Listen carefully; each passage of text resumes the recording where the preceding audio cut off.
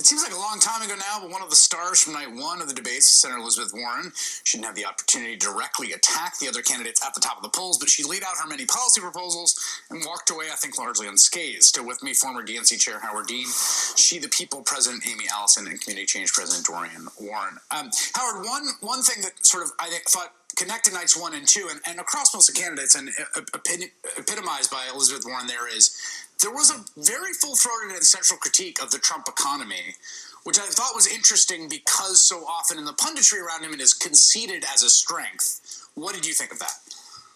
I think her mastery of policy is extraordinary, and that was an extraordinary speech that she gave, and it has resonance with the American people. The problem that she has is people would much rather talk about the food fight that was going on the next night than they would about Elizabeth Warren's policies. Nonetheless, I think Elizabeth is going to be one of the top candidates going into the convention, most likely, unless there's a major stumble. I think there's probably room for 4 or 5 people, to go well past the first 4 states, and she'll most likely be one of them. I thought the economic storytelling was sort of interesting and central because you could tell that they all understand how key that is. Like, there's that old Karl Rove thing about, like, attack the strength, right? Mm-hmm. With John Kerry, it was like, well, John Kerry's a war hero, so you can't attack John Kerry about his service. It was like, oh, no, we're going to literally attack him about his service. And the Trump thing is like, well, he's all these things, but the economy's pretty good. And it was interesting to me, the Democrats were like, let's go right at that. That you have to go on offense, and because people are suffering in the so-called good economy. And so what's the story that you tell? And as Howard just said, right, Elizabeth Warren is a great storyteller, that she wraps the policy and the story that invites people in and can see themselves in it and can relate to.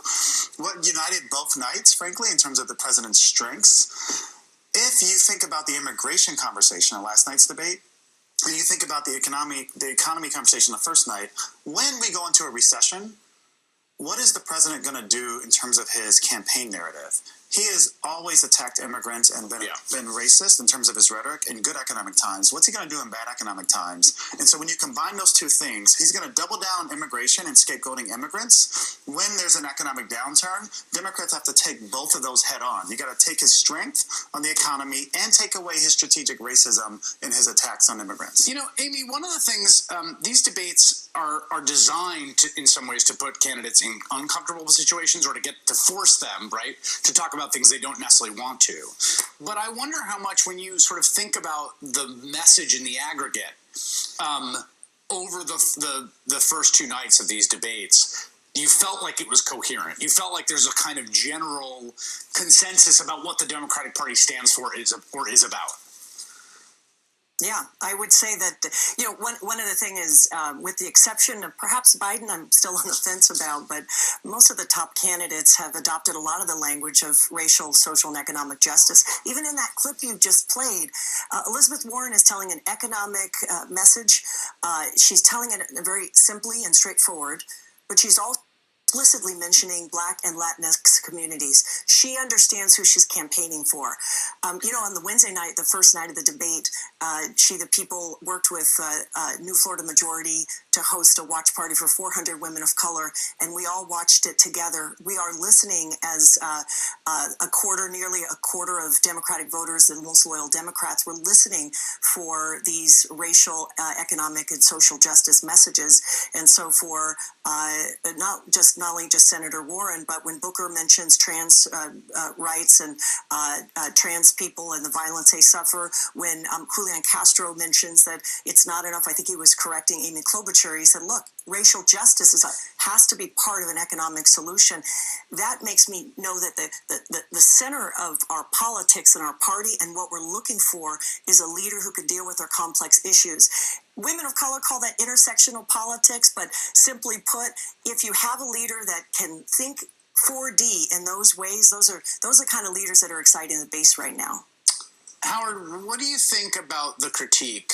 I asked Tom Perez about it, and I think it relates to what Aimee was just saying. Because, look, the party is in the midst of a fascinating ideological moment, both on these sort of substantive issues about things like, should we repeal criminalization of illegal entry into the U.S., which was one of the debates between Julian Castro and Beto O'Rourke. There's this line of thinking that the party is moving too far left, or even that the kind of way that the party is talking to itself right? As it sort of stitches together an extremely diverse coalition, the most diverse coalition in American politics since Reconstruction, that the way it's talking to itself will be alienating to voters that are not already in the big Democratic tent. What do you think of that critique? Well, I think that is an interesting critique, and I think it's wrong. And that's what I was talking about before when we were talking about the ground shifting under Joe Biden's feet. Our base is completely different than it was even when Bill Clinton was elected president. Yep. It is young people. 70% of people under 35 vote for Democrats. That is in places like Virginia, and Kansas, not just New York. People of color are a core part of our base, and women are a core part of our base. All women, not just non-college educated women. Right. So in the suburbs, so our base has changed dramatically, and that is the problem. That's the battle we're having here. And there's not a lot of acrimony about the battle. The fact is that our base has just changed dramatically, and we're not going to get back the people who don't like immigrants, and that's fine. Well, and this is the thing about these two nights. I mean, both in the representation on stage, right? I mean, you had a gay man, you had several women, you had a woman of color, you had an African American, you had a Chicano. Like, you know, think about who performed the best. Both women, both nights. Yeah, I think women both nights, right? I think that both in what's on stage and also the coalition itself, like, it's not easy. I mean, there's just all this sort of like looking over from outside, being like, "Oh, those Democrats again," and it's like forming tight multiracial coalitions that endure in American politics is the thing that people have been trying to do for hundreds of years, and it's not an easy task. This is the most diverse country in the history of the world in terms of democracies. So having a multiracial base and alliance is probably one of the hardest things to ever do in politics. It's really never been pulled off before in a sustainable way, at least in this country. There have been like 3 moments, you know. You mentioned Reconstruction. Right. There was a short moment. We can argue there was a brief moment in civil rights and then resulting in Obama. This is another moment, and I think this moment has the potential to be transformational. Because if you can get it right. But there's three electorates here, right? There's the base, and Governor Dean was right to point out it's young. There's some white working class folks that I think that's Biden's strategy. The third group that no one talks about are non-voters. Yeah. And how do you get them? How do you get them?